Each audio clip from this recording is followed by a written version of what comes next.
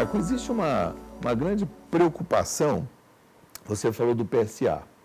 Então, é aquela história, né? Eu vou fazer meu check-up anual de doença, de prevenção da doença da próstata. Aí, de repente, eu faço uma consulta, primeiro, e depois serão solicitados alguns exames, né? Eu acho que um dos exames que sempre, quase sempre é pedido é o PSA.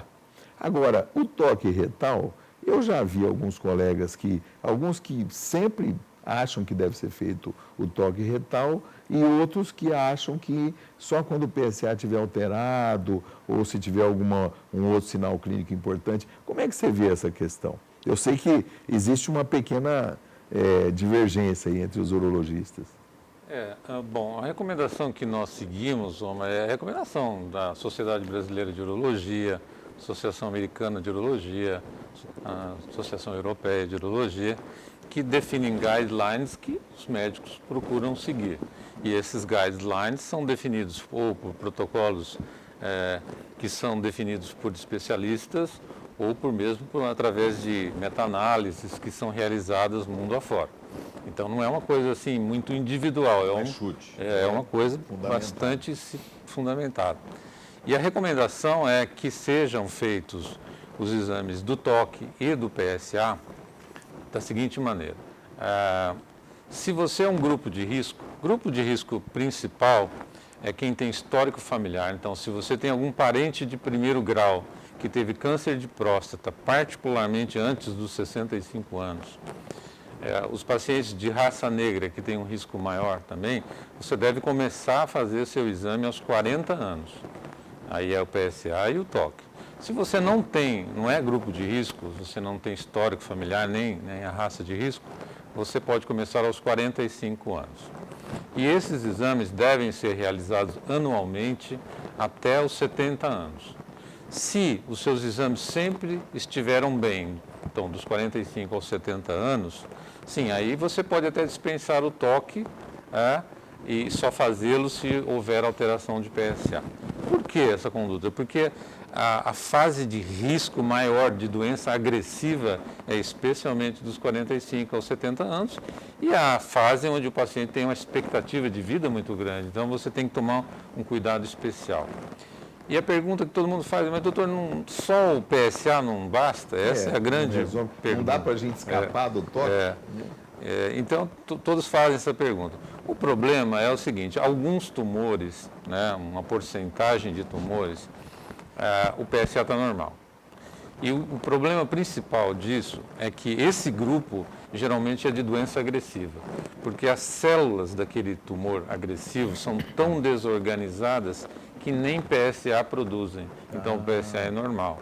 E é no toque que você pode suspeitar da possibilidade de um câncer. Por isso que é tão importante assim.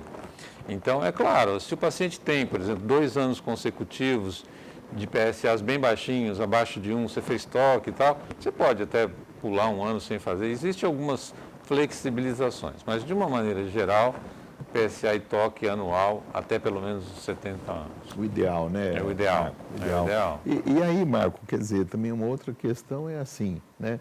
Eu vejo que existem alguns pacientes que têm alteração do PSA e não têm câncer de próstata. Como que é isso? A explicação disso... Aliás, é até pouco frequente isso, né? É comum. Você tem razão, foi bom levantar essa questão. É porque, assim, nós costumamos dizer que o PSA é um exame próstatoespecífico. Ele é específico da próstata, só a próstata o produz, mas ele não é câncer específico.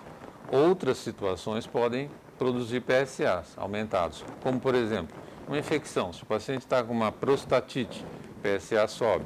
Se ele teve uma relação sexual no dia anterior à coleta do exame, o PSA pode subir.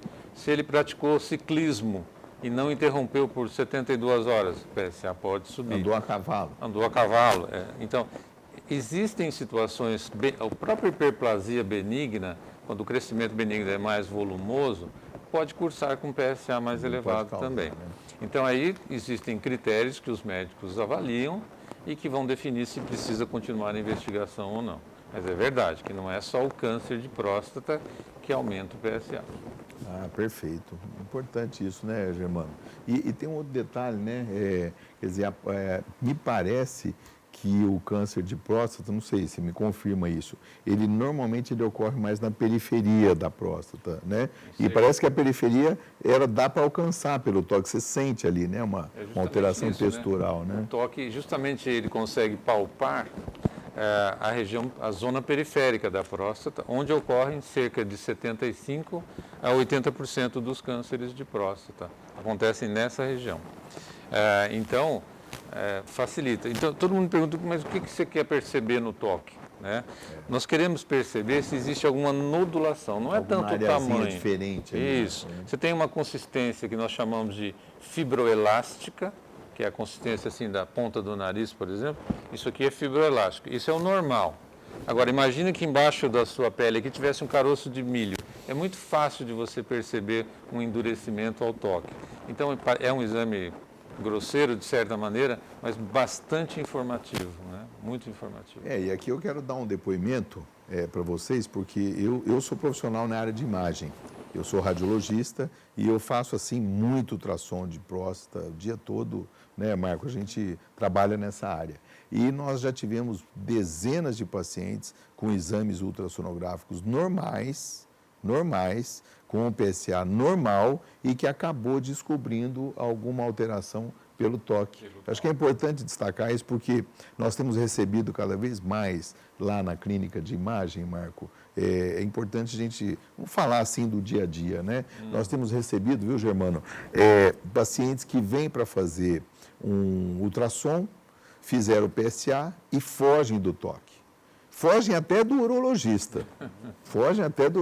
Ele vai num clínico, doutor, por favor, o que eu vou fazer? Pede um ultrassom para mim, vou pedir um PSA. E aí deu tudo bem, está fora, né? Quer dizer, é importante, né, a gente compartilhar essa informação de que o urologista não é vilão, não. Ele está lá para ajudar né, e descobrir esse câncer precocemente.